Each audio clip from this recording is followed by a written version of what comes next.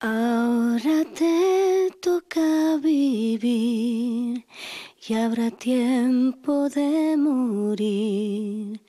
Hazte amigo de la adversidad o nunca serás feliz. Y algún día verás que la vida es muy corta para llorar. Sé tú mismo, eso no